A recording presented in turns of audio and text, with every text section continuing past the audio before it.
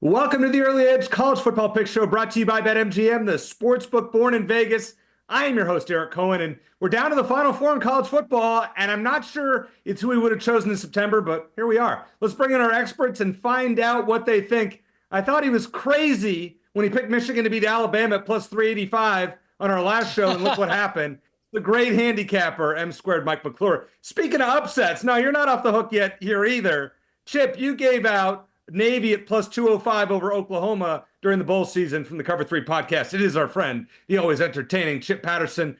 Emory Hunt is at the Hula Bowl and won't be able to join us for the first time this season, which is a bummer, but hopefully we do one more show and have him back to preview the national championship game. All right, guys, let's get into college football storylines. Let's start with Ohio State. Ohio State is minus 120 to win it all. Are those odds too low to bet, considering they still have two tough games ahead? Mike, what do you think?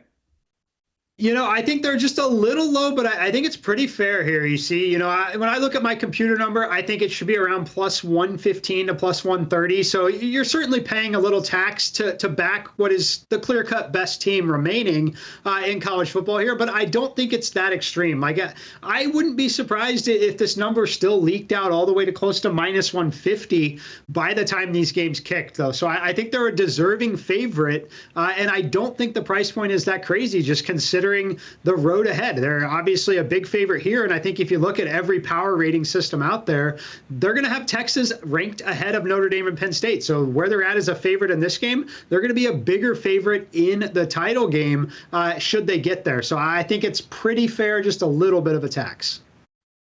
Yeah, the odds are fair because we've been in this game long enough to know that there are some brands, there are some teams that are going to generate that kind of tax that Mike is talking about. And the Ohio State Buckeyes on the football field is right up there with Kentucky men's basketball and many others. Alabama football would be another one, too. You just always are going to have a few cents more than what the actual implied probability is. But I mostly think the odds are fair.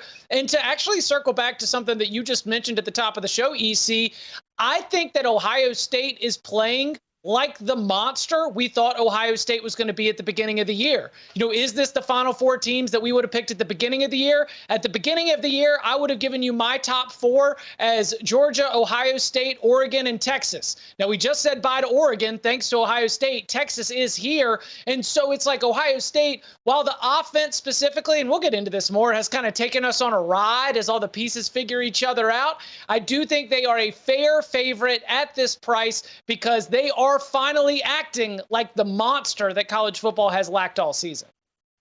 And you're right, Chip. I mean, I picked this team to win it all at the start of the year, and I feel good about that pick now. But even so, I'm not playing minus 120 when you have to beat Texas and you have to win two games total. And you have to beat Texas in Texas. We'll talk about that later in the show. All right, let's talk about Notre Dame. Now, they had to play a day later because of the awful terrorist attack in New Orleans. So how much of a disadvantage do they have considering they've had nearly 48 hours less rest than Penn State? What do you say, Chip? I think this is significant because the advantage that Penn State has is an advantage that if it were flipped would be a massive disadvantage because of the injury to Abdul Carter. Now, I believe Abdul Carter is going to play, but when you're thinking about an arm injury, upper body injury, so much that is going to be, how close to 100% can you get? And how can you get yourself to a place where you can avoid even further damaging that injury? So now, if Penn State were in Notre Dame's shoes, it would be massive. But instead, Penn State gets 2 more days to get its very best player as healthy as possible for the game. Notre Dame also has its own injury issues when you look at Jeremiah Love and the way that he's been battling through it all through the playoff. And so only on the injury, rehab, recovery, rehabilitation side of things, I do think it is a significant injury. But schematically or from a coaching standpoint, otherwise, I wouldn't give much of an edge.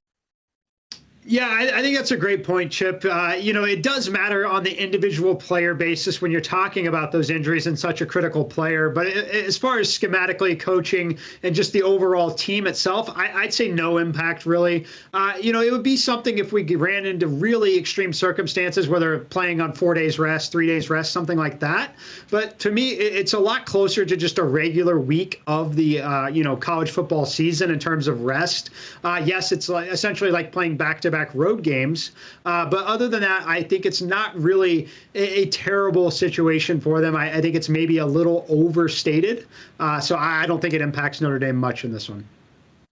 Yeah, I'm surprised. We're going to talk about injuries next. And I thought that Jeremiah Love and Abdul Carter would be the focus of this next part. But you guys both disagree when I ask which injury could play the biggest factor in determining this week's games. I would have said Abdul Carter at Penn State, just not knowing what the story is. Now, I was at the Fiesta Bowl. I saw that he was struggling with his arm. I was sitting behind the Penn State bench. Nobody said anything. So we don't even know what the injury is. Chip, which injury situation are you keeping an eye on now?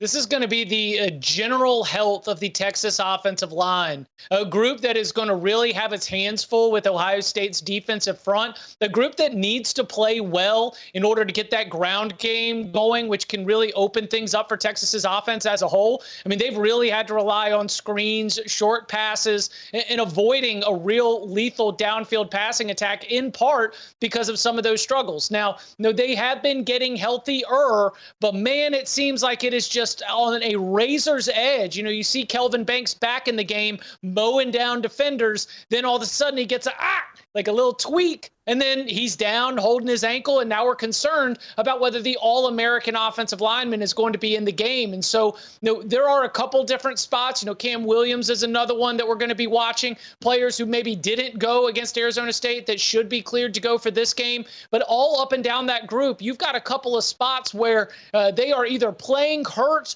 or they are dealing with injuries, and you're just one roll-up or tweak away from dipping even further into that depth chart. But I will say, final note on that, Steve Sarkisian has done a great job recruiting the offensive line so that they can sustain a 15, 16, 17-game season. So they've got players, but still it's going to be something to watch given the skill, talent, and athleticism of Ohio State's defensive front. Yeah, I'm right there with you, Chip. I think it's just the most interesting matchup to watch as well this week, just because that's what's critical for success for Texas. Texas must be able to run the football in this game in some capacity. If they get into situations where they're in a trailing game script and obvious passing situations, that's where Ohio State's defensive line is just going to disrupt things. If you're Texas, I think the goal is clear, right? You want to run the football. You kind of want to shorten this game as much as you can and keep that Ohio State offense on the sideline. So to me, it's the Texas offensive line, because if they're going to have any amount of success in this game, they've got to be able to at least put themselves in 3rd and 2, 3rd and 3, and not 3rd and 7 consistently.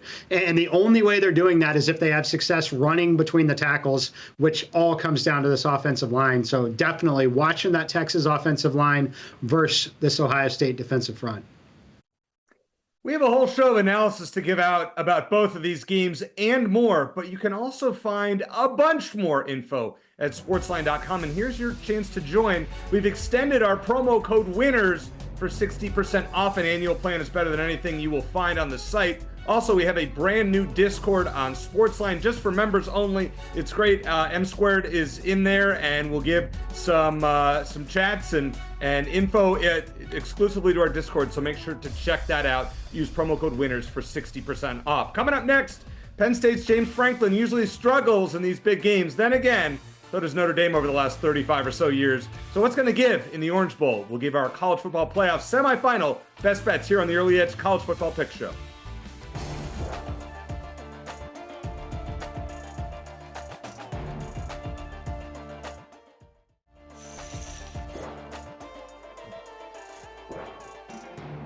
Welcome back to the Early Edge. Now, let's be honest here. Penn State had a dream path to this point. There's no offense to SMU or Boise State, but it's not like the Nittany Lions had to face Georgia or Oregon in the playoff. I mean, this is kind of a gift for Penn State. Meanwhile, Notre Dame had to deal with a delay. They had to beat Georgia. A lot tougher road. Let's give a few Orange Bowl storylines. Let's start with you, Chip, on this one. Do James Franklin's previous struggles against top teams give you extra pause in betting his Nittany Lions on Thursday? Yeah, they're not playing Ohio State, right? Okay. And they're not playing Michigan, right? Okay. All right. Yeah, no. Oh, wait. And they're playing a coach who had 10 men on the field at the end of the game in a loss to Ohio State when they didn't have enough defenders out there. Yeah, okay. Yeah. No big advantage either way. We've got a couple of head coaches in this matchup that have a list of things that their own fans have been complaining about when it comes to game management, timeout management. And while Marcus Freeman did certainly wow us all in the Sugar Bowl, running the punt team on, getting the punt team off, that we don't have to reach that far back in history to find some head-scratching moments from both of these head coaches. The James Franklin struggles against top teams has been an Ohio State issue. It has been a Michigan issue, but I don't think it necessarily has to do with James Franklin against the best teams in the country. This just happens to be the era that he's in and the conference that he's in. In this matchup, I don't have any pause there. I think Franklin's done a good job with this team in particular in keeping them balanced and keeping them focused. It would be easy when you consider the Nittany Lions path, just magically showing up in the Big Ten title game, not even on their own path, getting in there because of the Michigan upset. Well, what did we see from the Nittany Lions in that Big Ten title game? That was a tremendous effort in a spot that they didn't even know they were going to be. I commend James Franklin for the way he's handled this season and this team. So no real pause for me, even with those damning statistics out there. Could not agree more, Chip. And I'm glad you brought up that Big Ten title game because I was so impressed with the way that team played and battled back. It looked like early in that game against Oregon could just be an absolute rout, just totally blown out of the building. And they were able to move the football, score a lot of points. And I just think this is different for them this time around. But it's really, as you mentioned, a product of the conference that they play in, right? We're talking about it because they're so good until they run into the absolute top tier there. But we're not talking about them getting blown out. I mean, look at the game that they played against Ohio State earlier this season as well. One or two little plays could have made the difference in that game. I just think it's a total non-factor at this point and something we talk about quite a bit. And I am not at all concerned, particularly in this matchup against Marcus Freeman. Yeah, but look at that graphic on the bottom of the screen. Penn State 1-14 against AP top 5 opponents under James Franklin. You just can't ignore it. And I mean, Notre Dame, don't get me wrong. As I mentioned earlier in the show, they haven't won a national championship since 1988, but somehow Penn State is worse, 1986. I mean, these two teams are dying to get into a title game, so at least one of them will be there. All right, let's talk about quarterbacks here. And I was kind of thinking about this one last week. Which team has the advantage at quarterback in this game? Mike, we'll start with you. In this game in college football, it's Riley Leonard. I really like the way he's progressed throughout this season, and I just think it's a little more natural for him. I love the way he's running with his legs, just picking up first downs. And it's not that Drew Aller can't do that. He certainly can.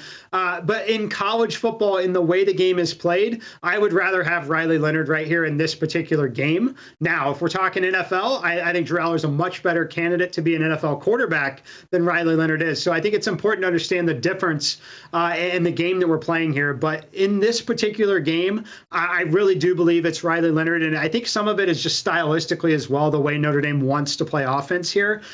Giving them a +1 in the running game when he runs the ball. They've been able to put themselves in positions where they just need 3 to 4 yards. And he has the unique ability to go get it. So for me, it's Riley Leonard in this game. Yeah, this is one of the most divisive questions, not just for this game, but really for all the semifinals. Like, line up the 4 quarterbacks and rank them, because as Mike mentioned, you're looking at different things, because Riley Leonard, as an NFL prospect, does not have the downfield throwing qualities of really any of the other 3 quarterbacks. But we're not asking him to go to the NFL draft. We're not asking him to perform in the combine. We're asking him to go win a college football game. I go edge Riley Leonard over Drew Aller. And Drew Aller is the one where I'm always getting the pushback because of all the tools and because of the way that he projects, because he has the big arm.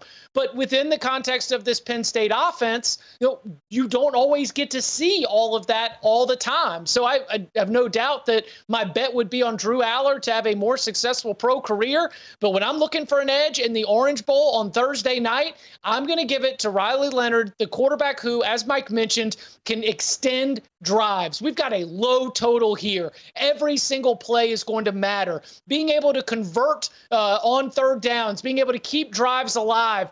What Leonard can do with his legs is an absolute difference maker. And Aller can do a lot of that too. I just think Leonard has got it as more of a part of his game. I go edge Riley Leonard. All right, it's time to make picks. Let's start with the spread. We're going to do spread and total for both of these games. Notre Dame, 2.5-point favorites. They've drifted upwards in this game against Penn State. Mike, you will start us off. Which way are you leaning? I am leaning Notre Dame here still. I definitely would not lay the full 3 if it gets there, though. I ultimately think that the line is essentially priced correctly, but I like what I've seen out of Riley Leonard, the progression that he has made and the way Marcus Freeman has rallied this team since that surprising loss early in the season. I was so impressed in that game against Georgia as well. He did flat out outcoach Kirby Smart in that game, but it still, to me, comes down to the quarterback play and the topic we literally just talked about. The ability for Riley Leonard to extend a drive and go get a first down, I think they're going to have some success in terms of just overall time of possession here. I think they're just a slightly better team. Again, would not lay the full 3 if it gets there, but I'll lean the Notre Dame way here. So I'm leaning Notre Dame -2.5 as well because Penn State 0-10 straight up in their last 10 as an underdog. I mean, that is wild to think about. Notre Dame, after that Northern Illinois game, has been incredible. They've covered in 10 straight games. They've won by 10 or more points in 11 of those 12 games since they lost to Northern Illinois. The key for me in this game, though, is can Notre Dame force third and long chances? Because I trust their secondary to keep the Nittany Lions wide receivers in check. But can Penn State, can they exploit the secondary to get Tyler Warren open against the Notre Dame safeties? I just don't buy it. I trust this Notre Dame pass defense, which is 5th in the country, and they do lead the nation in takeaways with 31. So I am leaning Notre Dame -2.5. Chip, what do you say? UNITY, UNITY, 1, 2, 3, all on the Fighting Irish. Line them up and knock them down. In 2 wins against SMU and Boise State, I think Penn State's offense has had plays. I think Penn State's offense has had moments. I don't think Penn State's offense has been playing its best football here in the postseason, here in the playoff. They've just had opponents that have not been able to provide as much resistance, and they have had a defense that I do think is playing at a championship level right now, especially when Abdul Carter is out there on the field. And so I do think that this is going to be a spot where Penn State runs into a jump up in competition. A little bit of a cold shower theory that after playing against SMU and Boise State, you're going to get hit in a different way playing against a team like Notre Dame, which I would argue Indiana, Georgia has been a tougher path to get there. And so I like the Fighting Irish at the margins, but I like the Fighting Irish also because of Riley Leonard and being able to get it done behind that offensive line, which has really come so far from our expectations going into Texas A&M in that opener when we're thinking about the preseason injuries and how they're going to get eaten alive. And they answered the bell there. And they've answered the bell time and time again in the back half of the season. So I will take Notre Dame. I will lay the 2.5. But like Mike, if this thing touches 3, I'm going to shy off. I had my 1.5 already in the bag. I got my Notre Dame future in the bag. I don't need to buy in anymore, but I will still take it at 2.5. All right, so when you sing that song, it's usually not a good sign. Hey, wait, we got our producer, Ryan Stryker, who is a big Penn State guy. We have Stryker Island this week. I'm on the boat for once. I'm not used to that. I'm part of the Unity song. Look at Stryker Island. Good luck to your Penn State Nittany Lions, Stryker, but we're not on your side there. All right, let's talk about the total in this game. It has gone down to 45.5. But Mike, of course, as per usual, you're going to play this in a different way. Yeah, I'm going to play it in the first quarter, and I actually want to go over here. And it becomes a key number, right? In an NFL game, you're looking at 7.5. That's your first quarter total. In college football, we obviously know the range can be significant, but the fact that you can get home with a touchdown and a field goal, I'm going to go over in this spot. I obviously know we're going to see scripted drives on both sides, which is where I think we could see a little bit of early success, and then things kind of slow down a little bit in this one. But I do feel good good about getting an opening quarter touchdown on one side. And I think that the fact that we got these teams and we think the game's going to be lower scoring, and I think both teams understand that points could be at a premium, I do think we could see the field goal in the first quarter as well. So just because you're not paying the 10.5 like a normal college game in this spot, I think there's a scenario that we get to a 7-3 first quarter. The game can still comfortably go under potentially, but at 9.5, I'm going to be on the over in the first quarter here. Yeah, EC, shout out to you. This is a bit of a lean. I like this one under. I think that the only way that we go even flirt with this is short fields or special teams touchdowns. My concern is that both of these teams are pretty good at forcing turnovers, and we've seen some special teams errors and big special teams plays. I mean, Notre Dame had 17 points in a minute in the win against Georgia, where you go strip sack, touchdown, third down stop, and then a big return. So it can spiral out of control. But if this game were played just on a down-to-down basis, both defenses are better than both offenses. So with that in mind, as my driving factor, I am going to be going under before I go over. Listen, Chip, I don't need to lean on this one. I'm playing the under 45.5, and I'm comfortable with it. Notre Dame has held 12 of their 14 opponents to 17 or less points, and they're going to do it again. Sorry, Striker. Notre Dame 19, Penn State 14. All right, after losing to Michigan with an inexplicable offensive performance, the Buckeyes have looked like far and away the best team in the college football playoff. But don't give that Texas defense, don't sell them short. What will happen in Arlington on Friday night? Hopefully that's when the game is played. Find out what our experts think next on the Early Edge.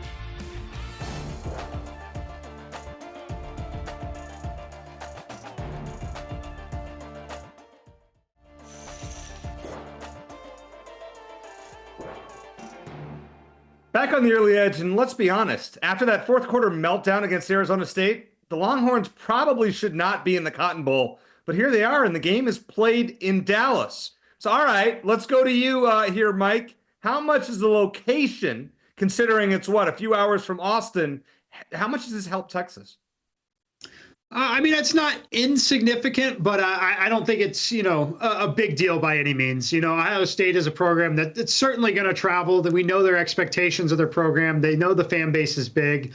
I expect it to be helpful for Texas in a little way, and logistically it's easier for the team potentially, but overall, I don't think it matters in this day and age as much as it might have, say, 10 years ago. Yeah. I think that this is going to be a spot where if the weather is bad and prevents Ohio State fans from getting there, the fact that so many Texas fans would not need to rely on flights to be able to get there would be fine. But I think in general, as Mike mentioned, this is a national fan base. I mean, there are Ohio State fans in the Dallas area who live there and work there and root for Ohio State and watch on Paramount Plus when the Buckeyes are on TV and watch the Cover 3 podcast and are hopefully coming to the Cover 3 Tailgate Live that we've got going on the night before the Cotton Bowl, when we will be there at Tannehill's Tavern and Music Hall. Scan that QR code. It is an RSVP event. You get your name on the list. You come in. We do a live show. We have a watch party for the Orange Bowl. Then you go on to the Cotton Bowl on Friday. It's a great time. January 9th, 5 to 6:30 in Fort Worth. So yes, there are ways that could prevent Ohio State from being able to gain a fan edge. But I still think that with that group that they've got, just the Ohio State national fan base, there's already a lot of them in Texas. So very, very minimal. And if there is an edge, it'll probably be travel related for some of the fans because of inclement weather. Yeah, it looks like a mess. And I wonder if this game could be postponed by a day if things are not better on Friday in Texas. Let's hope that is not the case. All right, it's time to make picks here. The spread is 6 in this game with the Buckeyes favored. I'm really surprised at this one. It's a lot of points. But Chip, you're kind of on the island this week. Which way are you leaning?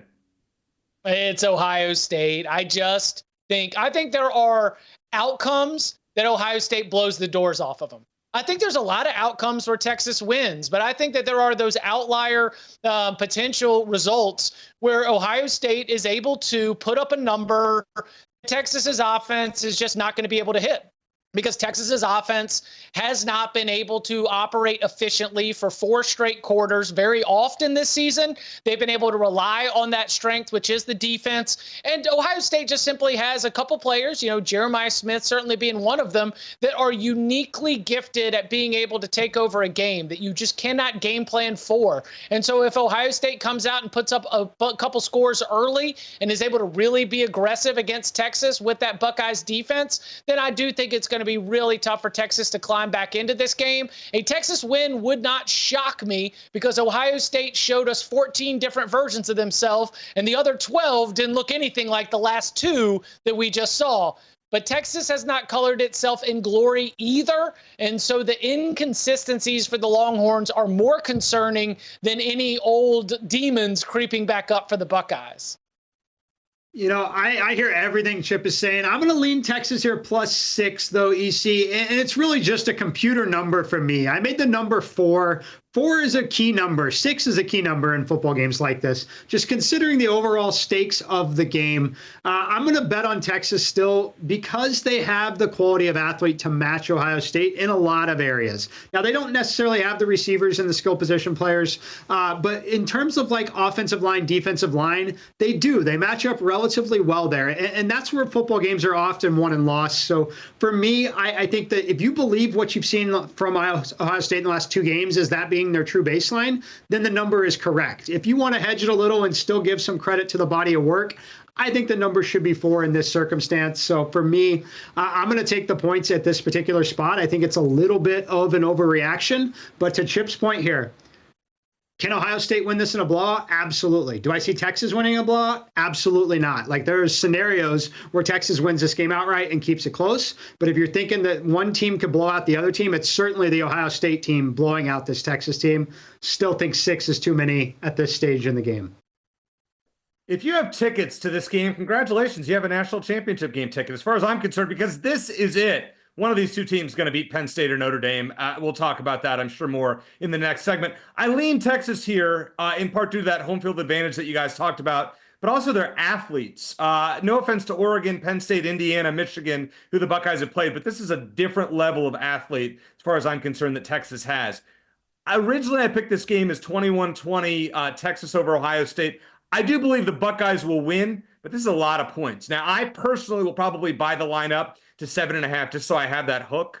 I like doing that for games like this. Regardless, with 6 points, if you're saying pick a side, I'm taking Texas plus the 6. Now, with the total of 53.5, I think this, for me, is my favorite bet of the bowl season. And but Chip, you might see this a little bit differently. I wouldn't say the bowl season, but this Final Four matchup here. Chip, you might see this a little bit differently. Which way are you leaning? I'm going to be going with the over right here. I think Ohio State's going to hit its team total over. I think they're going to hit 30, 31, maybe even 34 points in this game. And if that's the case, then you've got a lot of ways that Texas can do the rest of the work for you to be able to get you over the total, given the way that Steve Sarkisian is such a good game planner, play caller, setting up that explosive play. I always go into any Texas football game with about 14 to 17 points that is just surely based on the work that is done with the chalkboard, with the preparation, and the way that Sark can get your defense off its alignment to create that easy touchdown. But then beyond that, I think it's going to be difficult against the nation's #1 scoring defense and #1 total defense. So, yeah, I give Texas those 17, 20, 21 points, and I think that Ohio State's going to hit 34, 35. That takes me over the total. I'm leaning under here, but again, I think that the over-under discussion here is extremely correlated to who you like in the game, frankly. If you like Ohio State winning this game, I see it leaning to the over because if you like Ohio State winning, I think they simply get points. Now, if you like Texas to cover and potentially win, the path to Texas winning this game and the game plan here has got to be run the football, shorten the game, just get this thing to the 4th quarter in a 1-score game and give yourselves an opportunity to go win it. So I think we see a little more conservative game plan really on both sides, but I think we see that clock moving a lot, and I don't think we see as many chunk plays because if you're Texas, it's you do not let Smith behind you. You make Will Howard dink and dunk down the field to put points on the board. So I just think this plays a little tighter. I thought the number should have been down at 49.5 to 50. So I'm going to go under here on a pretty big number at this stage in the game. Chip, which team has the best scoring defense in the country? Ohio State. 12.1 points a game. Texas is fourth in the country, 14.5 points a game. We're going to see points we're going to see some, because there will be a few big plays, but nothing like we saw in the past two Texas games. I say Ohio State 24, Texas 20. The Buckeyes don't cover, but they win, and this game goes under by almost 10 points. That's what I'm picking here. Now, we have gone through our two college football playoff semifinal games, but it's time to see our bowl game best bets and revised championship exactas coming up next on the Early Edge.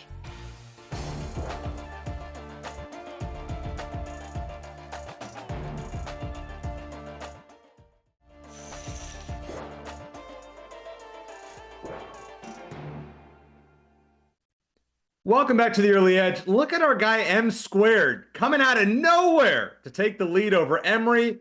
This is your chance. Without Emory on the show, Mike, if you hit one this week, you have a chance to win the season-long best bets. Look at Chip. You came back on me here. I've been a complete disappointment in this segment. I had a good regular season and totally nosedived in the bowl season. So we'll see if we can all get this right here. But Mike, this is a clincher here. You get this. You are the best bets champion no matter what happens, I believe, no matter what happens in the national championship game when we talk about that next week. So what do you got? What is your college football playoff semifinal best bet? You know, you see, I'm going to go to one of my favorite plays in general, especially for anyone that's followed the Early Edge over the last several years. It's a first quarter under in college football.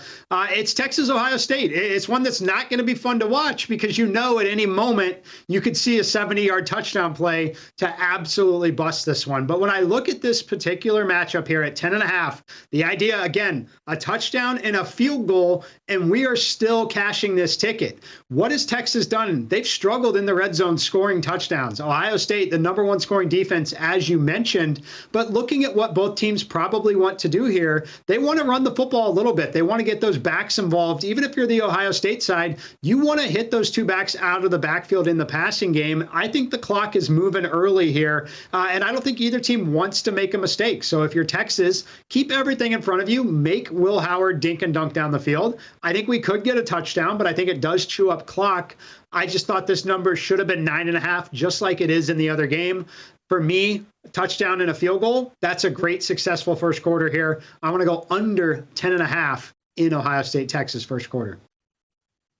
Two things have stood out to me studying Ohio State's playoff success. Number one is that we have not had an OC and a QB on the same page like this at Ohio State, maybe since C.J. Stroud. You know, like this is Will Howard for the first time all season in full control of the offense. Against Tennessee, the accuracy was incredible. He had that thing on a rope. Against Oregon, it was the explosive plays. And Chip Kelly, after coming out and admitting, taking blame and fault for the way that Ohio State offense was operating near the end of the season, to be able to reverse course. I mean, we are seeing one of football's great offensive minds really in his bag. And it shouldn't be a surprise it took some time. New quarterback, new coordinator, lots of new pieces, new center along the offensive line. They have absolutely been cooking. But there's one more piece of this that stands out. It's JTT. It's Jack Sawyer. It's Tyleek Williams. It is a huge collection of seniors who decided to come back for one more year in Columbus. Many of them could have been in the NFL right now. They all came back for a reason, and I feel like that defense is playing with their hair on fire. Any coaching staff is asking their team to pour out whatever you've got left in the season. Defensive coordinator Jim Knowles is looking these men in the eye and saying, whatever you have left in your college career, you are pouring out right now. I love that motivational edge for Ohio State's veterans. I love the way they're playing football. I will lay the 6 points against Texas. Can I just say how great it is that we're going to see these two teams match up at the first game of next year as well in Columbus? What is that, August 30th, something like that? I mean, that is just awesome. I love when teams go out on a limb and schedule fun non-conference games like this with two top 5 teams. Nonetheless, I'm sticking with the Cotton Bowl. I'm rolling with that under 53.5. Ohio State scoring defense, Texas scoring defense, both top 5. I just don't see a way the Buckeyes give up more than 17 or so, or more than 20 or so in this game. And I don't see the way that the Longhorns gave up more than 27, 28 or more in this game. I just don't see it. So even 27-20, we hit this under rather comfortably. All right, let us recap our best bets here. Mike is on Texas, Ohio State first quarter under 10.5. Chip is on Ohio State -6, and I am on the full game under in the Cotton Bowl, under 53.5. Kind of funny that none of us chose the Orange Bowl, which is the more unpredictable of the games. My best bet in that game would be the under as well. But let's talk about championship game exacta picks, because you can still make some money right now by betting which team is going to beat the other team in the national championship game. All right, what do we have with you, Mike? Wait, what?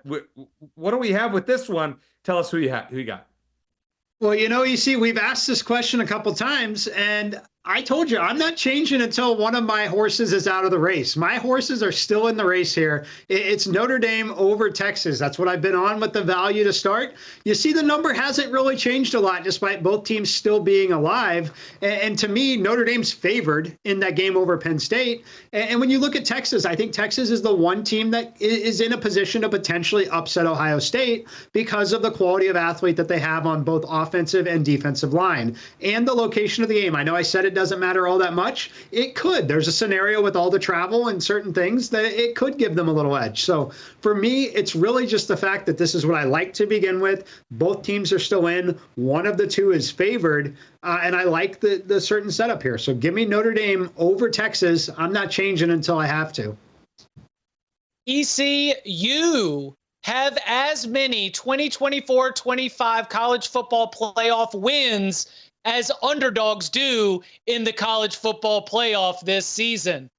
I'm just going to keep it rolling. I'm going to go Ohio State, the favorite in one game. I'm going to go Notre Dame, the favorite in the other. And we already know from our look-ahead lines, Ohio State would be favored over Notre Dame. So the year of the favorites continues when UConn's cutting down the nets, when Scotty is winning those championships, when we've got all these favorites coming out and taking the trophies. I think we continue as Ohio State gets it done against Notre Dame. I'm going to pat myself on the back here for a second. Oh, wait, I'm also a chalk chaser. But hey, 8-0 thus far. I at the start of our playoff show a few weeks ago, I'm 8-0 thus far in straight-up games. So I'm proud of that. But I also, on that show, said that my favorite championship exacta was Ohio State over Notre Dame. It was 30-1 back then. It is 7-1, and we are going to hammer that 7-1. I feel great about it because, Chip, like everything you said, we follow the chalk. The chalk is going to hit again, and the college football playoff decision makers are going to try to find ways to get some upsets in future years. All right, coming up next, I want to talk about Cam Ward. Did he ruin all of the minor bowls with his decision to skip out on his team at halftime of the Pop-Tarts Bowl? We'll discuss that and more coming up next on The Early Edge.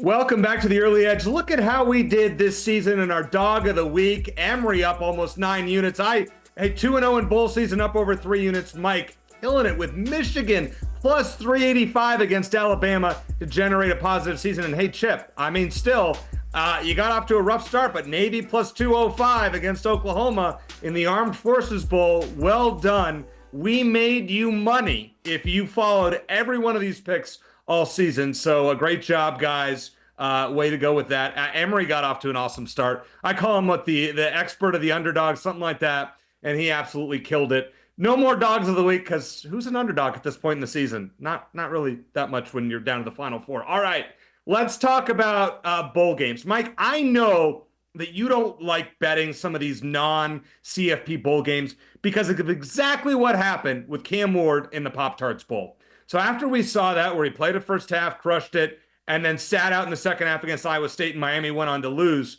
what can be done to incentivize players to play a full 60 minutes in these non-CFP bowl games? It's a difficult conversation, EC, but for me, the only thing I can think of that would just make it work somehow would be just attach NIL funds instead of giving all the money to schools for participating in the bowls, have that somehow be tied.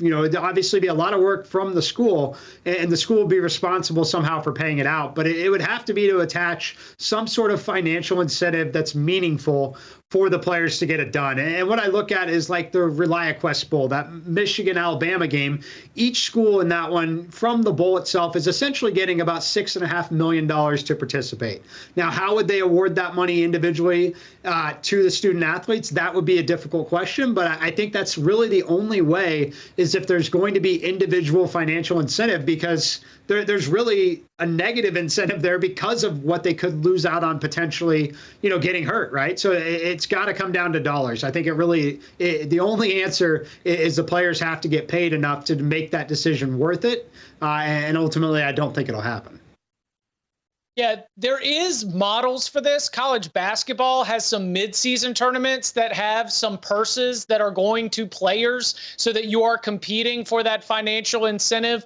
Put it on the line that you have to win the game to be able to go out there and obtain some of these extra funds from the bowl. I mean, heck, let's put a suitcase in the sky and you got to go get a ladder and climb to the top of it and be able to open up the suitcase.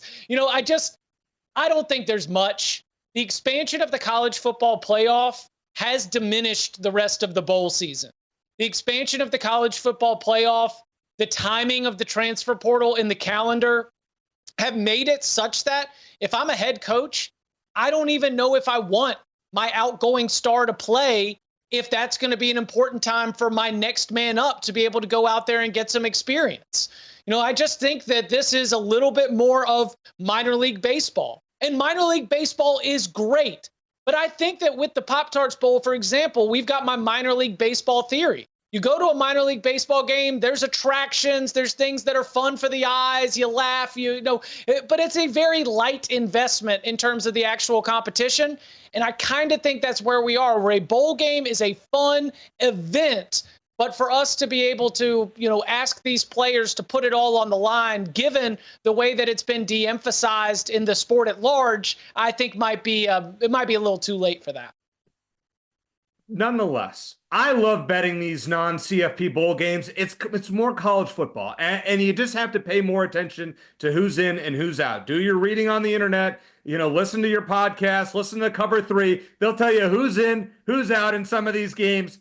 And then you know who to bet. Now, it's unpredictable. When Cam Ward was playing, that he was going to sit out the second half. But I think that's more the exception than the rule. I don't think you're going to see players suit up if they're just going to play a half, just to get records. That's just my opinion. All right, real quick here. Name a non-college football playoff team this year that will make the playoff next year. Who's next year's Indiana, SMU, Boise State, Arizona State? Chip, we're going to start with you. This is a good one. Yeah, I'm going with the Georgia Tech Yellow Jackets. A lot of this is dependent on them being able to keep their offensive coordinator, Buster Faulkner, their defensive coordinator, Tyler Santucci, but they're already bringing back Haynes King and also the talented freshman quarterback, Aaron Philo. They lost some players to the portal, sure, but this is a program and a team with an upward trajectory. We saw them beat Miami. We saw them take Georgia Tech to 8 overtimes. So I like Georgia Tech kind of in that Indiana path. I'm going to give you Michigan. I know it's not fun to give you a name that they won a title, had the off year, but what they've done in the transfer portal and getting that win over Ohio State, I just think they bounce right back. I think Michigan's going to be in a great spot next year and going forward. We know they're going to have top dollar NIL funds for the immediate future. I think Michigan is back in the college football playoff next year.